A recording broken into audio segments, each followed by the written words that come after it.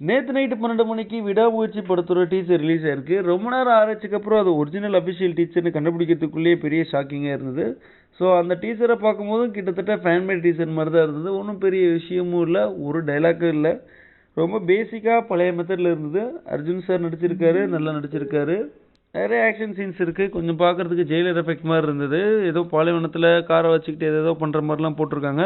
Satisfy பண்ணுச்சு அப்படின்னு கேட்டிங்கன்னா இந்த டீசர் சுத்தமாக சாட்டிஸ்ஃபை பண்ணல. ஸோ அந்தளவுக்கு படமும் இருக்குமா அப்படின்றது தெரியல. அந்த பயத்தில் தான் அர்த்தராத்திரியில் திடீர்னு டீசரை போட்டாங்களான்னு தெரில.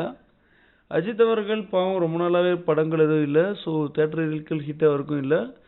அதே பக்கம் விஜய் அவர்களும் பார்த்தீங்கன்னா அரசியலுக்கு போயிட்டாரு. அடுத்து நம்ம சினிமாவில் டானா இப்போ சிவகார்த்தி தான் இருந்துகிட்டு இருக்காரு. ஸோ இந்த படம் லைக்கா நிறுவனத்தோட தலையில் துண்டை போட வைக்குமா, இல்லை படம் ஓரளவுக்கு அது ஓடுமா அப்படின்றது தெரியல.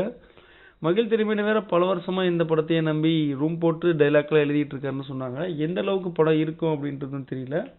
விக்னேஷ் இவனை வேற கழட்டி விட்டு இப்போ மகிழ் திருமணி வந்திருக்காரு. ஸோ இந்த படம் விடாமுயற்சி இவங்களோட படத்தோட டைட்டிலே இவங்களுக்கு ஆப்டாக இருக்குது. ஏன்னா அந்த படத்தை எடுத்து அவங்க முடிக்கிறதுக்கே பயங்கரமான விடாமுயற்சி இவங்களுக்கு தேவைப்படுது. என்ன இருந்தாலும் இந்த படம் பார்த்தா தான் தெரியும் இந்த படத்தை எப்படி இருக்கும் அப்படின்றத. உங்கள் கருத்தை கமெண்ட்டில் சொல்லுங்கள்.